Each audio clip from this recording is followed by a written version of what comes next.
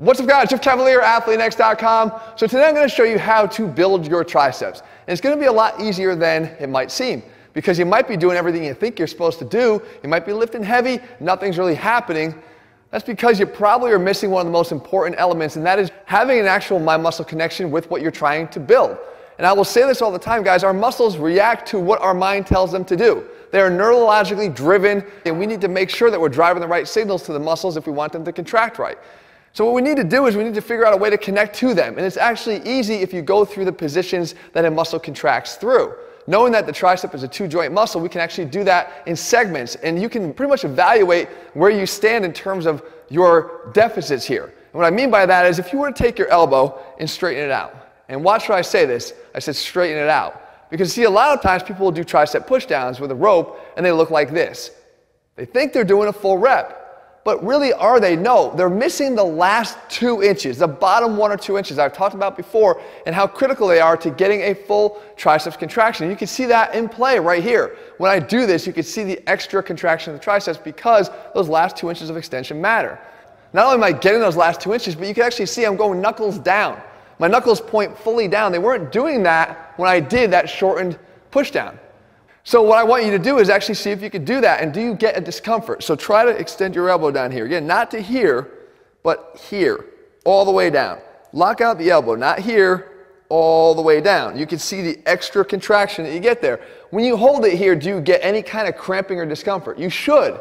If you don't, again, you're likely lacking this connection that's going to be necessary everywhere else you go when you go through your workouts. But we can take it a step further than that. We know that triceps don't just extend the elbow. Matter of fact, there's a whole head devoted to more than that, and it's the long head back here on our arms that actually works to get this arm back behind our body into extension. So what I want you to do next is take it now down straight into full extension, and now bring your arm back behind your body. Does this do anything? Do you start to feel like a cramp here? Do you start to feel like a tightening where it's like, yeah, this is pretty uncomfortable? Because that's actually what you're going for. If you have a mind-muscle connection there, you start to feel that discomfort. If you don't, you're lacking. So it's a further sign that something's up there and you want to fix it. But we could go one more step further beyond that, because we know that there's an additional component here. If we actually externally rotate the shoulder, and there it is again, external rotation of the shoulder seems to pop up a lot as a good thing. It's another good thing here for enhancing tricep contraction, because if you understand the anatomy, the tricep crosses the elbow joint. If we were internally rotated, we know that its attachment with the long head back here on the scapula is further away in internal rotation than it would be if I externally rotated the shoulder. And I got my shoulder back in external rotation. That point gets closer to the scapula, and you can see that we now have a complete tricep contraction. For you bodybuilders out there, it's the reason why bodybuilders do that, opening up the chest and back here, right? It brings it into external rotation. So how can we actually start to develop this if it's lacking? If you didn't have pain and discomfort in that final position, then you really do have an issue. All right, so what we want to do is we want to try to enhance that. And you do that by mimicking those positions. You go back to this push down, and you just take those final 2 inches there, and you work on getting that full extension. And you work on these pulsating reps for 45 seconds. It does not have to be a heavy weight. The effect here is that this is not a progressive overload technique, guys. This is not for building strength. This is for strengthening the neuromuscular connection with the triceps. This is what we're going to do, and by doing so, you bring this back to your classic tricep exercises where you are training with more weight, and you're going to have better results from it.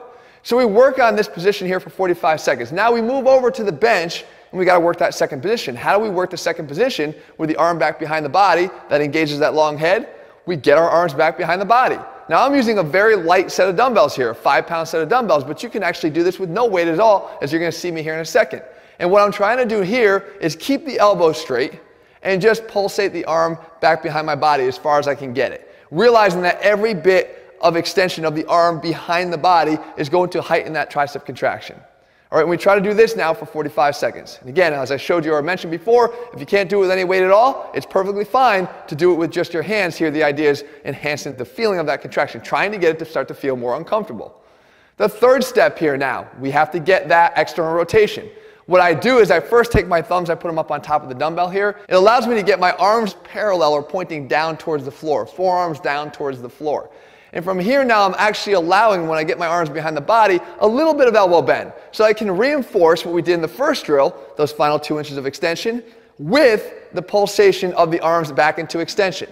And I do this movement here for 45 seconds. And again, If I can't handle any weight here, that's okay, I drop the weight. Maybe you start with it and finish with no weight at all, or just start with no weight at all. It doesn't matter, guys. It's all about enhancing this connection. So when we do this and we complete this whole cycle, guys, we rest for a little bit and we go back and we do it one more time. That's 6 minutes of total work that we're ingraining into the muscles. And the beauty of this technique is it doesn't have eccentric overload. It's not going to cause any interruption in our normal training schedule. It's not utilizing heavy weight. It's not going to drain us because of the loads that we're lifting are not neurologically taxing as a strength workout would be. This just helps to fit in to help us to get a better connection with the muscles so that, as I said, we go back into our regular training, we're going to get more from it. I know it's a base level. A lot of us will have a reluctance to step back, but I promise you, if you take a couple steps back here, if you start from square one, you're going to be amazed at how quickly this works once you start to develop that control and that proprioceptive awareness. It's going to work significantly better than just banging away at the same old exercise with the same weight you're handling now, wondering why things aren't working. So guys, I hope you found the video helpful. If you did, make sure you leave your comments and thumbs up below. If you're looking for programs where we do pay attention to all the things that matter, sometimes, yes, having to lighten the weights in order to get a better overall result and weaving it back into the bigger picture of maintaining our strength and building an overall athletic body. All those steps and elements are broken down in all of our programs step by step. You can find them over at ATHLEAN-X.com. Let me tell you guys, if you haven't already done so, click subscribe and turn notifications so you never miss a video when I put one out. Guys, we already have others in this series where we direct them at the biceps in the back. I don't want you to miss it. I'm going to link those at the end of this video. All right, guys, thanks for watching. I'll be back here again in just a couple days. See ya.